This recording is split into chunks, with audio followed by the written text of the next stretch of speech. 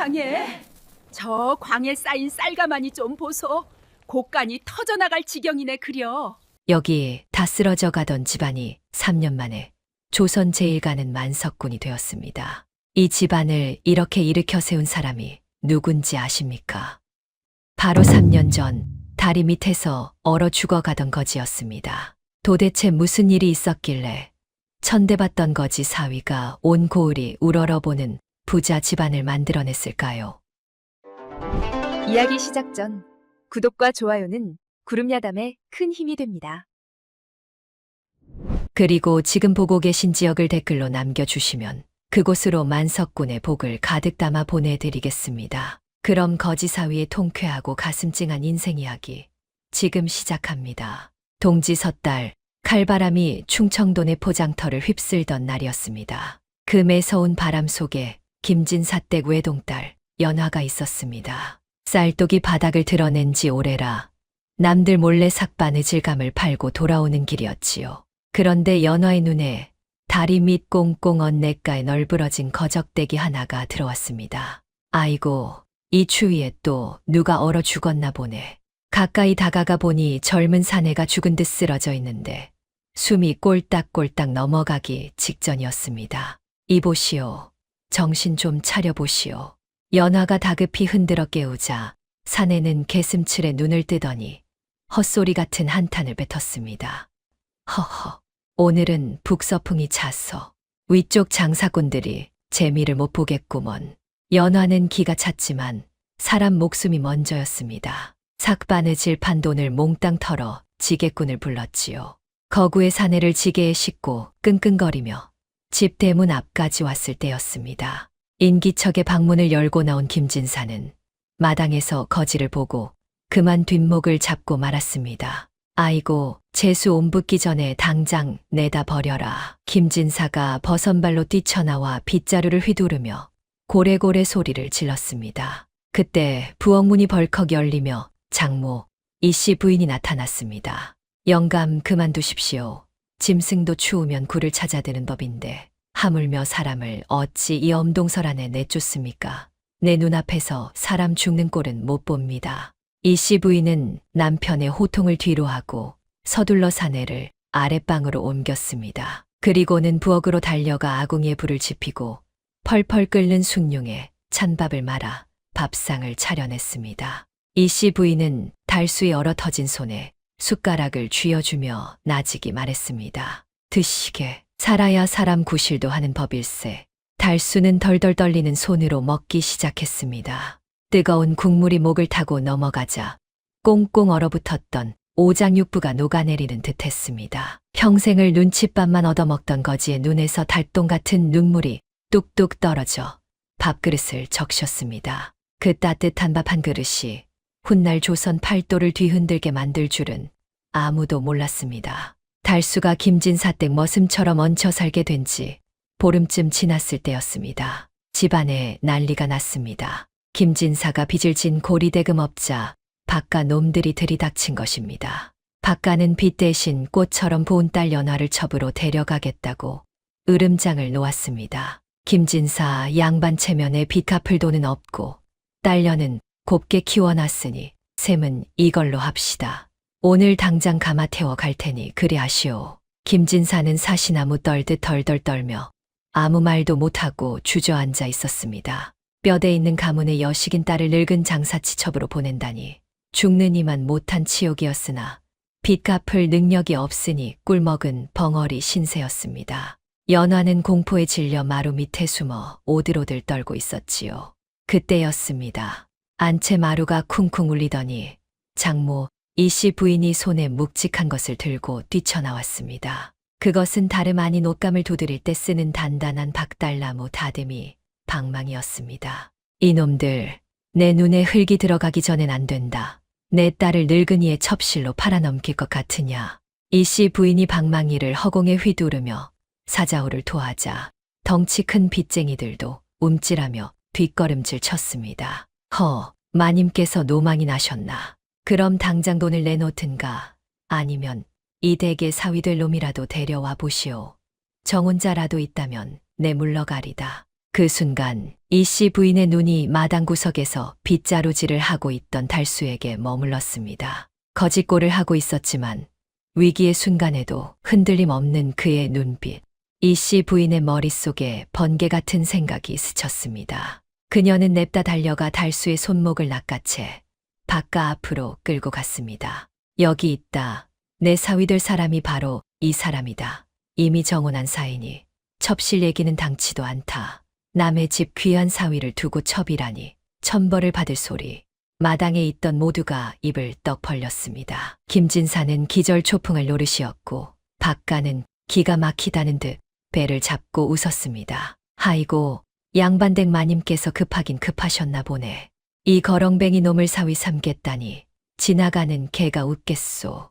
하지만 이 씨 부인은 물러서지 않았습니다. 다듬이 방망이를 땅에 쾅 찍으며 달수의 어깨를 감싸 안았습니다. 겉모습만 보고 사람을 판단하는 내놈 눈이 썩은 동태눈이다. 내 사위는 겉은 헐벗었어도 속은 꽉 찬 놈이다. 썩 물러가라. 어미의 서슬퍼런 기세에 눌린 박가는 두고 보자며 침을 뱉고 돌아갔습니다. 그렇게 엉겹결에 거지 달수는 김진사 댁의 대릴사위가 되었습니다. 우여곡절 끝에 물 한 그릇 떠놓고 혼례는 치러졌지만 김진사의 구박은 날이 갈수록 심해졌습니다. 동네방네 거지 사위를 얻었다고 소문이 났으니 김진사는 창피해서 바깥 출입도 못할 지경이었습니다. 밥만 축내는 식충이 놈. 양반댁에 거지가 들어와서 집안을 다 말아먹는구나. 당장 나가거라. 김진사가 술만 마시면 몽둥이를 들고 설치던 어느 날 밤이었습니다. 달수가 마당에 무릎을 꿇고 앉아 김진사를 올려다보았습니다. 그의 눈빛은 더 이상 주눅든 거지의 것이 아니었습니다. 마치 먹이를 노리는 매처럼 형형하게 빛나고 있었지요. 장인어른, 딱 3년만 기다려 주십시오. 제가 이 쇠락해가는 집안을 조선에서 제일 가는 만석군으로 만들어 드리겠습니다. 만약 3년 뒤에도 가세가 피지 않는다면 그때는 제 발로 나가 죽겠습니다. 만석군, 쌀 한 톨 없는 거지가 혓바닥만 길구나. 김진사는 콧방귀를 뀌며 방으로 들어가 버렸습니다. 찬바람 부는 마당에 처량하게 남겨진 달수 곁으로 장모 이 씨 부인이 조용히 다가왔습니다. 그녀는 품속에서 하얀 무명천에 싼 주머니를 꺼내 달수의 손에 쥐어주었습니다. 여보게, 최서방, 정말 할 수 있겠나? 주머니를 열어보니 은은하게 빛나는 은비녀 하나와 옷가락지 몇 개가 들어있었습니다. 이 씨 부인이 시집올 때 친정어머니께 물려받은 그녀의 평생 자존심이나 다름없는 마지막 폐물이었습니다. 장모님, 이건 안 됩니다. 이건 장모님의 목숨 같은 거지 않습니까? 아닐세. 나는 자네 눈을 믿네. 자네가 우리 연화를 굶기지 않을 사내라는 걸 믿어. 거칠애가 다 무슨 소용인가.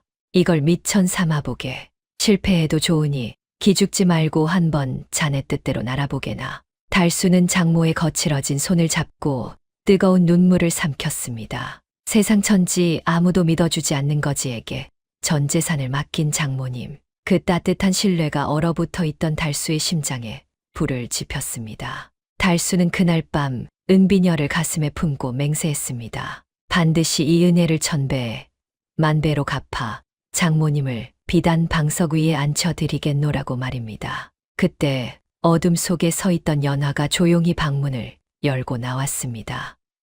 그녀는 달수 앞에 앉아 자신의 손가락에 끼워져 있던 옷가락지를 빼내 은비녀 옆에 나란히 놓았습니다. 3년이 아니라 10년이 걸려도 좋으니 부디 건강만 상하지 마셔요. 두 여인의 목숨 같은 사랑이 달수의 손바닥 안에서 뜨겁게 요동쳤습니다.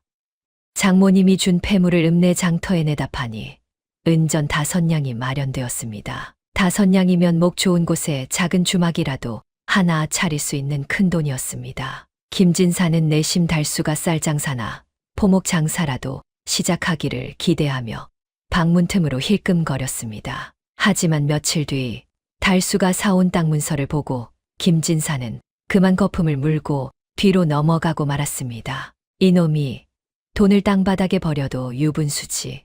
어디 살 데가 없어서 뱀이나 나오는 돌산을 산단 말이냐. 달수가 사들인 땅은 마을 뒷산 너머에 있는 버려진 자갈밭이었습니다. 온통 돌덩이뿐이라 쟁기질도 못하고 잡목과 덩굴이 우거져 소도 안 먹인다는 척박한 땅, 일명 개똥밭이었지요. 마을 사람들은 배를 잡고 웃었습니다. 역시 거지는 거지라니까. 땅 볼 줄을 모르니 귀신 나올 돌덩이 밭을 샀지. 아이고, 김진사 댁은 이제 끝났네. 끝났어. 장모 비녀 팔아서 돌을 사다니. 김진사는 속이 터질 지경이었습니다. 사실 달수의 눈에는 남들이 보지 못하는 것이 보였습니다. 며칠 전 그 밭을 둘러보던 달수는 무성한 잡목 틈 사이로 껍질이, 거북이, 등처럼 갈라진 나무들을 발견했습니다. 그것은 바로 야생 온나무였습니다. 그것도 수십 년은 묵어 약효가 기가 막힌 최상품 온나무가 군락을 이루고 있었던 것입니다. 그날 밤 멍투성이가 된 달수의 등을 약초물로 닦아주던 장모 이씨 부인이 조심스레 물었습니다. 여보게 최서방, 자네 생각이 있어서 저 땅을 산 게지. 달수는 고개를 끄덕였습니다. 예, 장모님. 남들 눈에는 돌밭이지만 제 눈에는 황금밭으로 보입니다. 조금만 기다려 주십시오. 이씨 부인은 더 이상 묻지 않았습니다. 대신 장독대에 정화수를 떠놓고 비나이다, 비나이다 기도를 올렸습니다. 사위의 눈에 비친 황금을 어미의 마음으로 함께 믿어보기로 한 것입니다. 돌밭을 산 것도 모자라 달수는 이제 마을의 똥물을 모으러 다니기 시작했습니다. 지게에 커다란 똥장군을 지고 집집마다 돌아다니며 똥 푸시오, 똥 퍼가요 를 외치는 사위 꼴에 김진사는 아예 드러누워 곡기를 끊어버렸습니다. 내 전생에 무슨 죄를 지어서 뼈대 있는 양반 가문에 똥 냄새를 풍기게 하는가. 창피해서 얼굴을 들고 다닐 수가 없다. 집안에는 고약한 냄새가 진동했고 마을 사람들은 코를 막고 피해 다녔습니다. 빨래터에 나간 연화에게 마을 안악들이 혀를 차며 비아냥거렸습니다. 아이고 새댁. 서방이 똥지게를 지고 다니니 창피해서 어쩌누? 냄새가 옷에 다 배었네. 배었어. 하지만 연화는 방망이질을 멈추지 않고 또렷하게 대꾸했습니다. 똥 냄새가 아니라 우리 식구 살리려는 땀 냄새입니다. 허우대만 멀쩡하고 놀고 먹는 한량보다는 제 서방님의 똥지게가 100배, 1000배 더 귀합니다. 연화의 당찬 기세의 안악들은 꿀먹은 벙어리가 되어 슬금슬금 자리를 피했습니다. 어느 늦은 밤 달수가 홀로 무거운 똥장군을 지고 비틀거리며 가파른 산비탈을 오르고 있을 때 뒤에서 누군가 지게를 쑥 밀어주는 느낌이 들었습니다. 놀라서 돌아보니 장모 이씨 부인이 머릿수건을 동여매고 서 있었습니다. 고운 비단옷 대신 허름한 무명옷을 입고 사위의 짐을 나누어지러 나온 것이었습니다. 장모님, 여기는 냄새나고 더럽습니다. 어서 들어가십시오. 남들이 보면 어쩌시려고요. 달수가 펄쩍 뛰며 말렸지만 이씨 부인은 주름진 손으로 지게를 단단히 받치며 말했습니다. 혼자서는 힘에 부치지 않나. 같이 들면 가벼운 법일세. 하지만 냄새가, 허허, 이 사람아, 여보게 최서방. 남들은 똥냄새라 코를 막고 피해가도 내 코엔 그저 우리 식구들 입에 풀칠이라도 시키려는 자네의 구수한 땀내로만 보이네. 부끄러워 말고 어서 가세. 이씨 부인은 코를 찌르는 악취에도 아랑곳하지 않고 사위와 함께 걸음을 날랐습니다. 양반집 마님 손에 똥물이 튀었지만 그녀는 개의치 않았습니다. 사위가 흘리는 땀방울이 언젠가 이 집안을 일으킬 귀한 걸음이 될 것임을 믿어 의심치 않았기 때문입니다. 달빛 아래 똥장군을 지고 나란히 걷는 사위와 장모. 그 기묘하고도 눈물겨운 풍경 위로 밤이 깊어갔습니다. 달수는 굳게 다짐했습니다. 장모님이 함께 흘려준 이 땀방울을 기어이 세상 사람들이 놀라 자빠질 꽃으로 피워내겠다고 말이지요. 이듬해 봄 지독한 가뭄이 들었습니다. 논바닥은 거북이 등처럼 발라지고 우물물은 바짝 말라 비틀어졌습니다. 김진사는 마당을 서성이며 하늘만 원망했습니다. 비가 와야 밥을 빌어먹든 죽을 쏘어 먹든 할 텐데 이놈의 날씨가 우리를 말려 죽이려는구나. 하지만 달수는 달랐습니다. 그는 내일 물지개를 지고 신비박 계곡까지 가서 물을 길어 날랐습니다. 그가 산 자갈밭, 아니 야생 온나무 군락지에 물을 대기 위해서였지요. 땀이 비 오듯 쏟아지고 어깨 가죽이 벗겨졌지만 달수는 멈추지 않았습니다. 그런 사위의 등을 바라보는 장모 이씨 부인의 마음은 오죽했겠습니까? 그녀는 매일 남들이 다 잠든 시간에 일어나 장독대로 향했습니다. 그리고 정갈한 그릇에 맑은 물, 정화수를 떠놓고 두 손을 비볐습니다. 비나이다, 비나이다. 우리 사위가 흘리는 땀방울이 헛되지 않게 해주십시오. 간절한 기도가 하늘에 닿았던 것일까요? 어느 날 밤 장대비가 쏟아지기 시작했습니다. 그런데 참으로 기이한 일이었습니다. 마을 앞 논밭에는 찔끔거리던 비가 달수의 온나무 밭에는 그야말로 물동이로 붓듯이 쏟아지는 게 아니겠습니까? 마을 사람들은 귀신이 고칼노릇이라며 혀를 내둘렀지만 달수는 알았습니다. 저 비는 장모님이 만들어낸 기적이라는 것을 말이지요. 가뭄이 지나자 이번에는 더 무서운 재앙이 닥쳤습니다. 원인 모를 피부병이 마을을 덮친 것입니다. 몸에 붉은 반점이 돋고 살이 짓무르는 흉악한 병에 남녀노소 할 것 없이 고통 속에 신음했습니다. 의원들이 침을 놓고 약을 써봐도 소용이 없었습니다. 아이고, 나 죽네.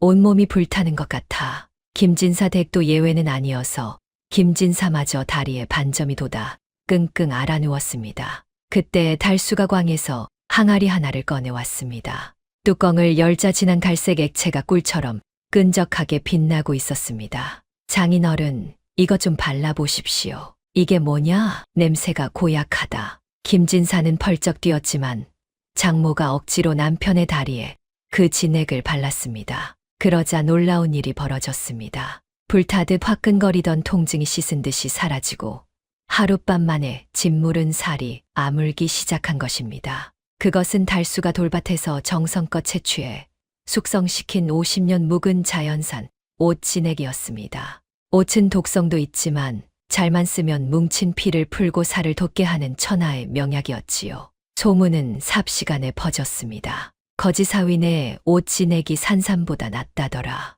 약재상들이 돈보따리를 싸들고 김진사 댁 문지방이 닳도록 드나들기 시작했습니다. 돌덩이 취급받던 온나무가 부르는 게 값인 황금 나무로 변하는 순간이었습니다. 옷진액을 팔아 큰 돈을 쥔 달수.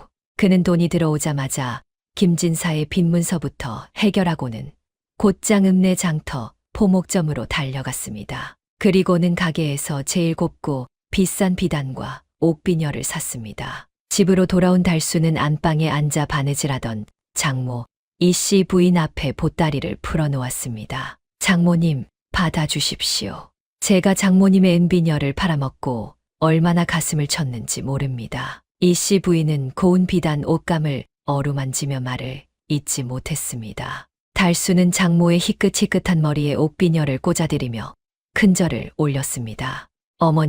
어머님이 주신 주먹밥 아니었으면 저는 벌써 죽어 까마귀 밥이 되었을 겁니다. 이 모든 게 어머님 덕입니다. 아닐세, 내 눈이 틀리지 않았어. 자네는 내 아들이야. 아들이고 말고. 이씨 부인은 사위를 부둥켜 안고 하염없이 눈물을 흘렸습니다. 그 모습을 문틈으로 훔쳐보던 김진사도 차마 들어오지 못하고 헛기침만 해대며 눈시울을 붉혔지요. 거지사위가 장모에게 올리는 진정한 효도. 그것은 돈보다 귀한 마음의 보답이었습니다. 집안 살림이 좀 피나 싶더니 달수가 또다시 일을 벌였습니다. 이번에는 항구에 버려진 낡은 배들을 사들이기 시작한 것입니다. 바닷물에 절고 치 벗겨져 흉물스러운 썩은 배들을 마당 가득 쌓아놓으니 김진사의 의심병이 다시 도졌습니다. 이놈이 돈 좀 만지더니 다시 미쳤구나. 멀쩡한 나무 놔두고 왜 저런 썩은 고물을 사들여. 김진사는 드러누워 끙끙 앓았지만 이번에는 장모 이씨 부인의 반응이 달랐습니다. 그녀는 남편에게 타박 대신 숭늉을 건네며 조용히 타일었지요. 영감, 좀 기다려 봅시다. 저번에도 돌밭에서 황금을 캐는 사위 아닙니까?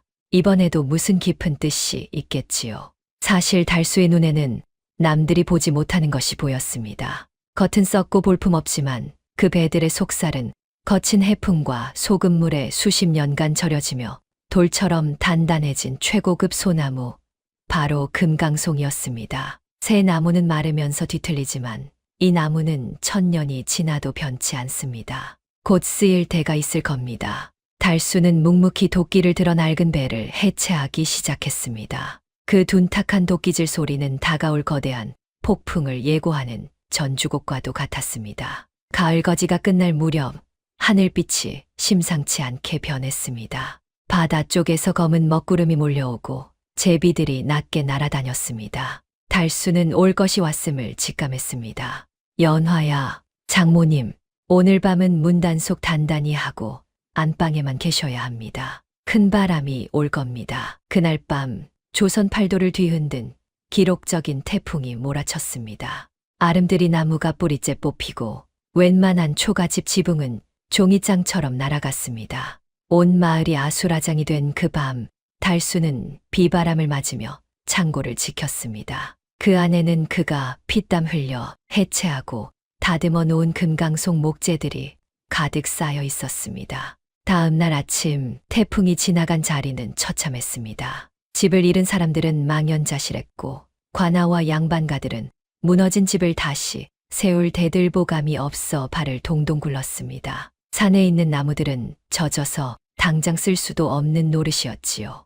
그때 사람들의 눈에 들어온 것은 김진사 댁마당에 산처럼 쌓여있는 바짝 마르고 단단한 최고급 목재들이었습니다. 달수의 예지력이 또 한 번 기적을 만들어낸 것입니다. 태풍이 휩쓸고 지나간 땅은 그야말로 아수라장이었습니다. 집을 고치려 해도 산에 있는 나무들은 젖어서 쓸 수가 없고 말린 나무는 금값이 되어 부르는 게 값이었습니다. 그때 김진사 댁 마당에 산더미처럼 쌓여있던 붉은 소나무, 금강송이 빛을 발하기 시작했습니다. 달수가 썩은 배에서 뜯어내어 바닷물에 절여지고 해풍에 말려진 그 나무들은 1000년을 간다는 최고의 목재였습니다. 김진사, 자네 집에 그 나무 좀 파시게. 내 값을 섭섭지 않게 쳐줌세. 평소 김진사를 빈 껍데기 양반이라 무시하던 고을 유지들이 문전성시를 이루며 굽실거렸습니다. 김진사는 어깨가 으쓱해지면서도 속으로는 가시방석에 앉은 듯 불안했습니다. 사위를 미친놈 취급하며 구박했던 일이 찔렸기 때문이지요. 김진사가 사위 눈치만 보며 쭈뼛거리자 달수가 웃으며 나섰습니다. 그리고 나무 판돈의 일부를 떼어 김진사에게 한양에서 제일 가는 갓과 도포를 해 입혔습니다. 사위가 나를 살려주는구먼. 새 옷을 입은 김진사의 눈가가 촉촉해졌습니다. 미운 오리 새끼인 줄 알았던 사위가 사실은 집안을 지키는 봉황이었음을 아주 조금씩 깨닫기 시작한 것입니다. 김진사가 폼을 잡는 사이 안채에서는 연화가 장부를 정리하고 있었습니다. 그녀는 달수가 벌어온 돈을 꼼꼼히 세어 일부는 다음 장사를 위해 따로 챙겨두고 일부는 흉년에 대비해 곡식으로 바꾸어 두었지요. 서방님 물 들어올 때 노저으라 했지만 물이 빠질 때를 대비해 배를 손질하는 것도 중요합니다. 이 돈은 훗날을 위해 묻어두겠습니다. 달수는 고개를 끄덕였습니다. 장모님의 해안과 아내의 알뜰함, 이 두 여인이 양옆에서 받쳐주니 천하에 두려울 것이 없었습니다. 집안이 날로 번창하자 장모 이씨 부인은 기쁘면서도 한편으론 의구심이 들었습니다. 거짓골을 하고 들어왔지만 날씨를 읽는 눈이나 사람을 다루는 솜씨가 예사롭지 않았기 때문입니다. 어느 날 밤미 씨 부인이 나지게 물었습니다. 여보게 최서방, 혹시 우리가 모르는 사연이 있는가? 달수의 손이 잠시 멈칫했습니다. 자신의 정체를 밝히고 싶었지만 아직은 때가 아니었습니다. 집안의 화근을 완전히 잘라내기 전까지는요. 장모님, 저는 그저 장모님이 거두어 주신 사위 최달수일 뿐입니다. 저를 믿어주십시오. 이씨 부인은 사위의 흔들리는 눈빛에서 말 못할 사정이 있음을 읽었습니다. 그녀는 더 이상 캐묻지 않고 사위의 거친 손등을 토닥였습니다. 그럼 됐네. 자네가 누구든 자네는 내 아들이고 우리 집 기둥일세. 그거면 좋게.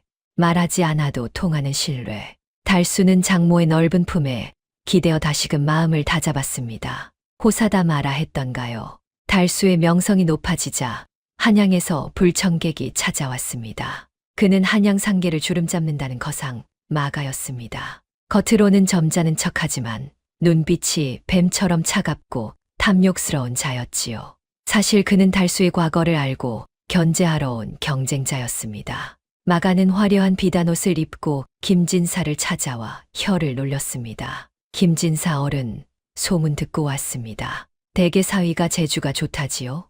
허나 그 정도 푼돈으로 언제 만석군이 되겠습니까? 저와 손을 잡으시지요.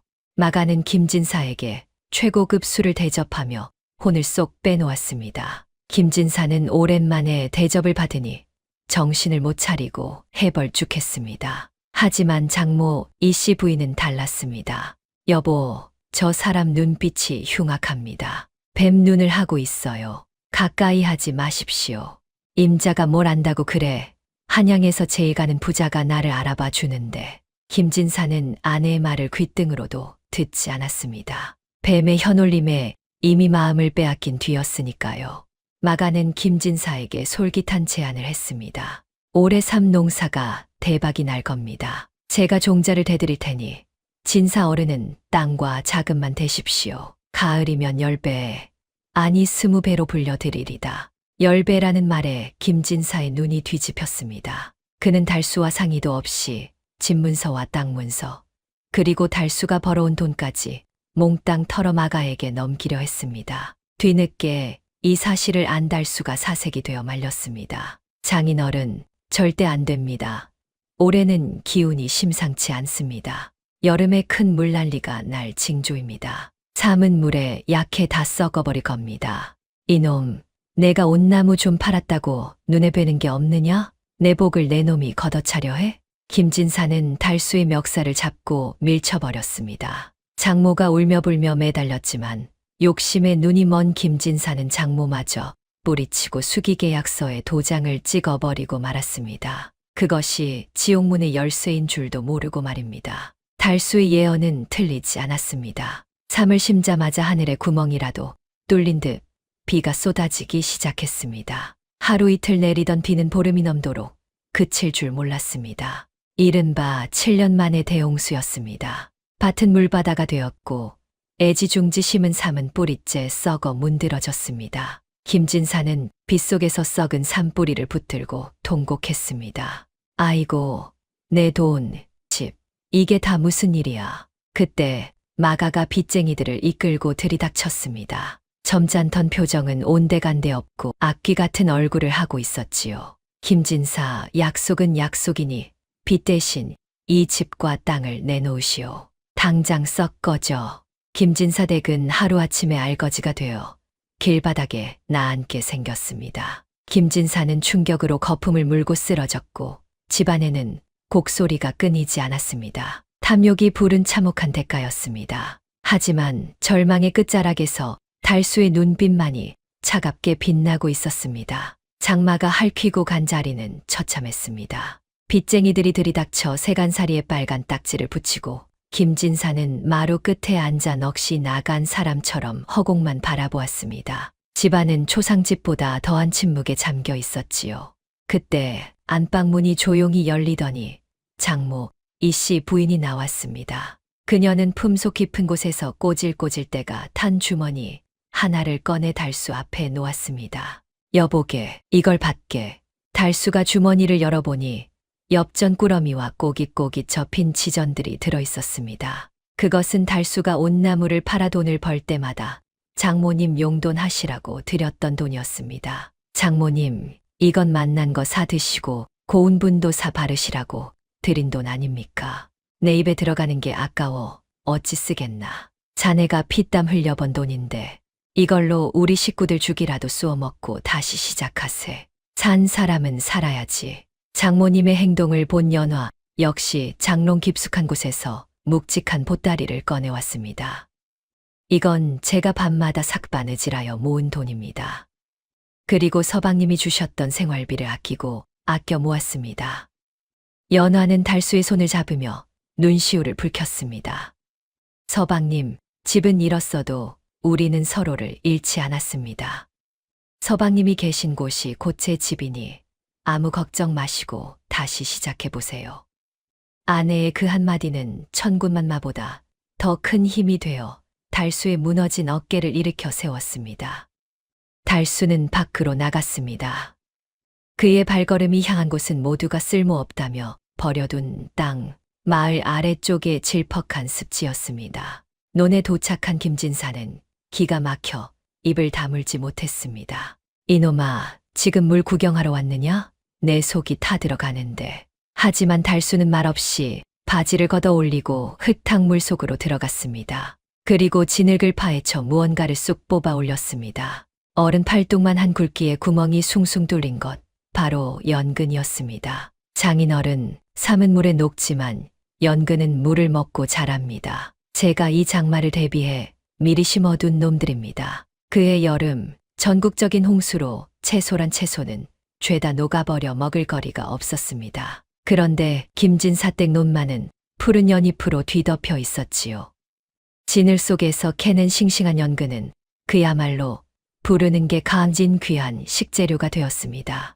때마침 한양에서 내려온 상인들이 연근을 사기 위해 줄을 섰습니다. 달수의 연근은 없어서 못 팔 지경이었고 그 수익은 썩어버린 산밭에 손해를 메우고도 남을 만큼 막대했습니다. 거상 마가는 땅을 치며 후회했습니다. 참으로 김진사를 망하게 하려던 계획이 오히려 달수의 연근 농사만 돋보이게 해준 꼴이 되었으니까요. 진흙탕 속에서 피어난 연꽃처럼 김진사 댁은 화려하게 부활했습니다. 연근 대박으로 빚을 다 갚고 거상 마가를 찾아간 날이었습니다. 마가는 독이 오를 대로 올라 달수에게 삿대질했습니다.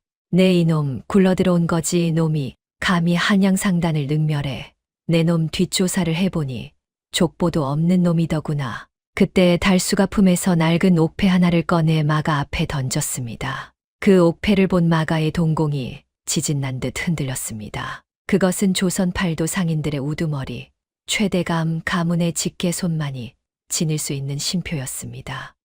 내 놈이 설마 10년 전 집을 나갔다던 최대감의 손자, 최달수 도련님? 달수가 서늘한 눈빛으로 말했습니다. 내 집안의 재산 싸움이 역겨워 거지 꼴을 하고 떠돌았다.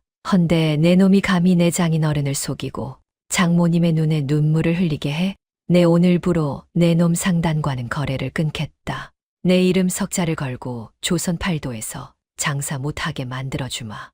마가는 그 자리에서 사시나무 떨듯 떨며 주저앉았습니다. 옆에서 듣고 있던 김진사는 입이 떡 벌어져 기 빠질 지경이었습니다. 그 전설의 거상 최대감, 김진사는 그만 다리에 힘이 풀려 털썩 주저앉고 말았습니다.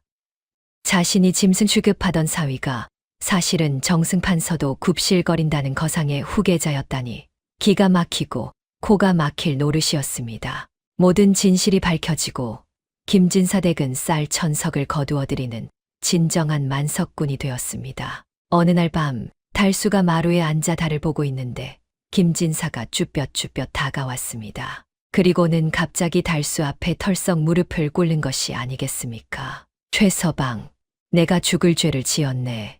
김진사는 엉엉 소리 내어 통곡했습니다. 지난날 사위에게 퍼부었던 모진 말과 매질이 뼈저리게 후회되었기 때문입니다. 달수는 황급히 내려가 장인을 일으켜 세웠습니다. 어르신, 이러지 마십시오.